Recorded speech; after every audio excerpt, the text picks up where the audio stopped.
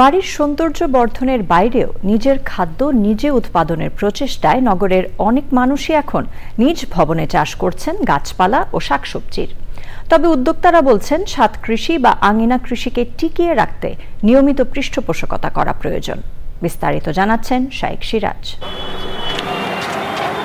বগুড়ার চারমাথা এলাকায় নতুন বাড়ি নির্মাণ করেছেন তাহমিনা খানম এবং আব্দুস সোবহান দম্পতি। সরকারি চাকরি থেকে অব্যাহতির পর এই দুই কর্মকর্তা অবসর সময় কাটানোর আর নিরাপদ খাদ্যের অন্বেষণে পরিকল্পিতভাবে গড়েছেন এই ছাদ কৃষি। তো আপনাদের এই অঞ্চলটা, বগুড়া অঞ্চল তো শাকসবজির জন্য বিখ্যাত একটা। হ্যাঁ, বিখ্যাত, অনেক শাকসবজি হয়, কিন্তু বাসারটাই খেতে বেশি মজা হয় কিংবা সিদ্ধ হয় ভালো।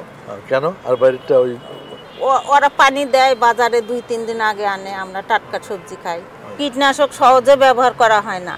2700 বর্গফুট আয়তনের এই ছাদে উৎপাদন হচ্ছে শীতের শাকসবজি আর রকমারি ফল ফসল।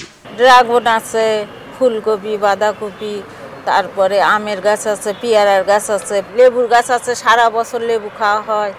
তারপরে মালটা ধরে, মরিচ হয়, টমেটো হয়, বেগুন হয়। ঘরোয়া এমন ফসলি আয়োজন দ্রুত সম্প্রসারণ হচ্ছে উত্তরের এই নগরেও।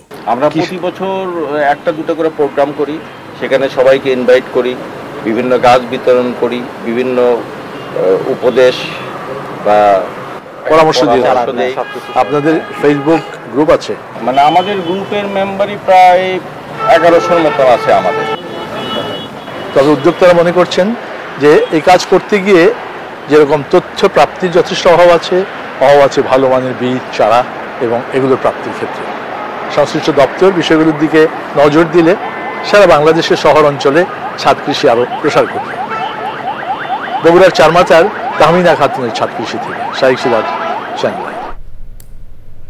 এ নিয়ে বিস্তারিত প্রতিবেদন দেখবেন আগামীকাল বেলা 3টা 5 মিনিটে হৃদয়ে মাটি ও মানুষের ডাক অনুষ্ঠানে।